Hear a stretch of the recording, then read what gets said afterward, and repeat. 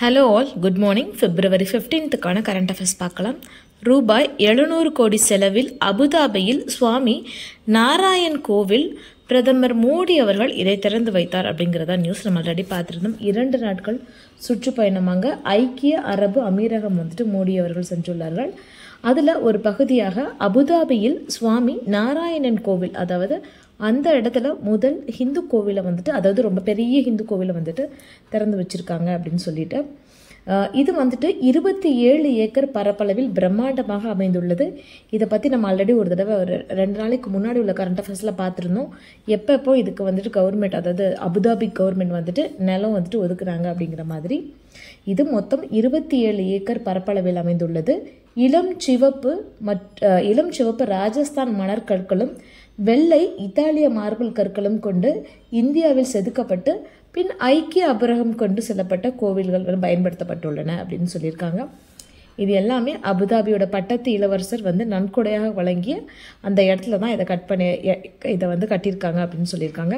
2015 பாரத பிரதமர் நரேந்திர மோடி அவர்கள் துபாய் செல்லும்போது இதற்கான அடிக்கலை நாட்டினார்.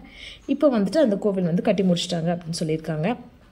இதில் இப்போ பாரத் மார்ட் அப்படிங்கிற ஒரு வணிக வளாகம் தொடங்குவதற்கான அடிக்கல்லையும் இப்பொழுது பிரதமர் மோடி அவர்கள் நாட்டியுள்ளார் அப்படின்னு சொல்லியிருக்காங்க. இந்த திட்டம் 2025 அமலுக்கு வரும், இந்த பாரத் மார்ட் அப்படிங்கிறது. தென் துபாயில் இதை ஒட்டி பிரதமர் ஒரு உரை நிகழ்ச்சினார். இந்த உரைக்கு முன்னாடி உலகத்தோட மிக உயரமான கட்டடம் அப்படின்னு சொல்கிறது துபாயில் உள்ள இந்த பூஜ் கலிஃபா தான். இந்த பூஜ் கலிஃபாவில் ஒரு கௌரவ ஒரு துறை ஒளிர்ந்திருக்கு. அது என்ன அப்படின்னு பார்த்தீங்கன்னா, இந்திய குடியரசின் கௌரவ விருந்தினர் அப்படிங்கிற மாதிரி ஒரு கௌரவ வாசகம் மிளிர்ந்திருக்கு. தென் பிரதமர் மோடி அவர்கள் பேசும்போது எந்த தலைப்பில் பேசியிருக்காங்கன்னா, ஊழலற்ற அரசு தான் உலகின் இப்போதைய தேவை அப்படிங்கிற மாதிரி ஒரு டாப்பிக்கில் பேசியிருக்காங்க. புதுச்சேரி அரசு பள்ளி மாணவர்களுக்கு மாலை நேரத்தில் சிறுதானிய சிற்றுண்டி வழங்கப்படும் அப்படின்னு அந்த கவர்மெண்ட் அறிவிச்சிருக்காங்க. 2023 சிறுதானியத்துக்கான ஆண்டு அப்படின்னு நம்ம எல்லாருக்குமே தெரியும் இல்லையா? அதை ஒட்டி சிறுதானியத்தோட பயன்களை முற்றிலுமாக எல்லாரும் தெரிஞ்சுக்கிறதுக்காகவும், குழந்தைகளுக்கு அவங்களோட ஆரோக்கியத்தையும் அவங்க சிறுதானியத்தோட நன்மைகளை தெரிஞ்சுக்கிறதுக்காகவும் இது திட்டம் ஆரம்பிச்சிருக்கோம் அப்படின்னு சொல்லியிருக்காங்க. நீங்கள் ரோடு ராஜாவா அப்படிங்கிற ஒரு ஸ்கீம் சென்னையில் போக்குவரத்துலேருந்து இனாகுரேட் பண்ணியிருக்காங்க. சென்னையில் நீங்கள் ரோட் சைட் போகும்போதே பார்க்கலாம். ரீசெண்டாக ஒரு 1 வீக்காக ரோட்லலாம் நீங்கள் ரோடு ராஜாவா அப்படிங்கிற மாதிரி ஒரு அட்வர்டைஸ்மெண்ட் பேம்ப்ளெட்லாம் இருந்தது.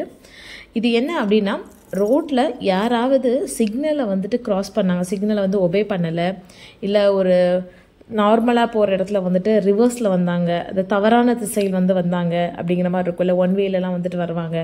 அந்த மாதிரி இருக்கவங்கள நீங்கள் உங்கள் மொபைலில் அவங்கள ஃபோட்டோ எடுத்து நம்மளை சென்னை மாநகர காவல்துறைக்கு அனுப்பலாம். அவங்க அதை செக் பண்ணிவிட்டு உண்மை நிலையை கண்டறிஞ்சதுக்கப்புறம் அவங்களுக்கு அபராதம் விதிப்பாங்க. இதுதான் இந்த திட்டத்தோட நோக்கம். நீங்கள் ரோடு ராஜாவா அப்படிங்கிறது இந்த மாதிரி ஒபே பண்ணாமல் இருக்கிறவங்கள தான் ரோடு ராஜா அப்படின்னு சொல்கிறாங்க. இதை தொடர்பாக சென்னை போக்குவரத்து துறையிலிருந்து ஒரு குறும்படமும் வெளியிட்டிருக்காங்க. Then Kerala House requested central government to amend Wildlife Act to tackle human animal conflict.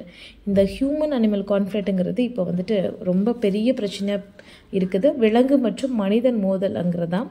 யானைகள் அடிக்கடி மனிதர்களோட இடத்துக்கு உள்ளே கிராஸ் ஆகிறதும், இதனால் உயிரிழப்பு, யானைகளுக்கும் சரி மனிதர்களும் உயிரிழப்பு நடக்கிறதுங்கிறது நிறையா இருக்குது. முக்கியமாக கேரளாவிலையும் அந்த எல்லை பகுதிகள்லையும் அதிகமாக இருக்குது.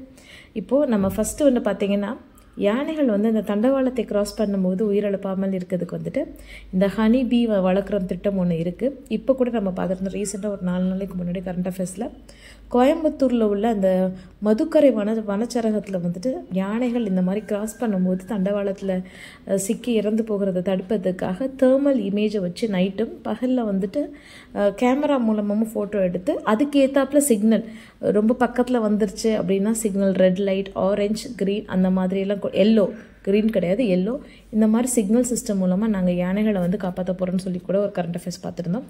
அந்த வகையில் இப்போ கேரளா கவர்மெண்ட் என்ன சொல்லியிருக்காங்கன்னா, சென்ட்ரலில் இந்த வைல்டு லைஃப் ஆக்டை கொஞ்சம் அமெண்ட் பண்ணுங்க அப்படிங்கிற மாதிரி கேட்டிருக்காங்க. ஜெண்டர் ஈக்குவாலிட்டி இன்றைக்கி இங்கிலீஷில் ஒரு ஆர்டிக்கல் கொடுத்துருக்காங்க. குளோபல் லெவலில் ஜெண்டர் ஈக்குவாலிட்டி எப்படி இருக்குது அப்படிங்கிற மாதிரி. World economic forum's global gender gap report 2021 படி ஜெண்டர் கேப் வந்துட்டு குறையிலங்க. நம்ம எல்லாருமே குறைக்கணும்னு தான் முயற்சி பண்ணிகிட்ருக்கோம். பட் அது வைடண்ட் ஆகிக்கிட்டே தான் இருக்குது அப்படின்னு சொல்லியிருக்காங்க. இந்த ஜெண்டர் கேப் வந்து ஃபுல்லாக கம்ப்ளீட் ஆகிறதுக்கு 135.6 வருடம் ஆகலாம் அப்படிங்கிற மாதிரி சொல்லியிருக்காங்க. அது போக வந்துட்டு இந்தியாவில் ஒரு ரிப்போர்ட் கொடுத்துருக்காங்க. இதில் 50% of the women in 15 to 24 இயர்ஸில் உள்ளவங்க வந்துட்டு ஈவன் மென்சுரேஷனுக்கு கூட ஒரு ப்ராப்பரான ஒரு அவேர்னஸ் அவங்களுக்கு இல்லை. ஜெண்டர் கேப் அவ்வளோ ஜாஸ்தியாக இருக்குது அப்படிங்கிற மாதிரி கூட அந்த ஆர்டிக்கலில் ஒரு டேட்டா கொடுத்துருக்காங்க. தென் சென்னையில் வந்துட்டு ஒரு திட்டம் லான்ச் பண்ணியிருக்காங்க, ரீடிங் ஜோன், வாசிப்பு மண்டலங்கள் அப்படின்னு. சென்னையில் முதல் கட்டமாக இது வட சென்னையில் 2 பார்க்கில் வந்து ஸ்டார்ட் பண்ணியிருக்காங்க. இதுக்கப்புறம் ஒரு மொத்தமாக 10 இடங்கள் இப்போ 2 ஸ்டார்ட் பண்ணியிருக்கோம், அதுக்கப்புறம் 8 ஸ்டார்ட் பண்ணுவோம் அப்படின்னு சொல்லியிருக்காங்க. இதில் என்னென்னா இந்த பார்க்லேயே ஒரு சின்னதாக ஒரு லைப்ரரி ஸ்டார்ட்அப் கொடுத்துருவாங்க. இதில் சின்ன சின்ன ஷார்ட் ஸ்டோரிஸ் இருக்கும்ல, ஷார்ட் ஸ்டோரிஸ், பயோபிக்ஸ், அப்புறம் நாவல்ஸ், இது எல்லாமே அவைலபிளாக இருக்குன்னு சொல்லியிருக்காங்க. எதுக்காகனா மக்களுக்கு ரீடிங் ஹேபிட்ஸை வந்து ப்ரொமோட் பண்ணுறதுக்காகவும், சில்ட்ரனுக்கு அவங்க எதிர்பார்த்த புக்கு அவங்களுக்கு, அதாவது புக்ஸ் கிடைக்காமலே நிறைய பேர் படிக்காமல் இருப்பாங்க இல்லையா, அதை மாற்றுறதுக்காகவும், ஸோ அவங்களுக்கு புக்ஸோட அவைலபிலிட்டியை ஜாஸ்தி பண்ணுறதுக்காகவும் தான் இந்த திட்டம் ஆரம்பிச்சிருக்கோம் அப்படின்னு சொல்லியிருக்காங்க.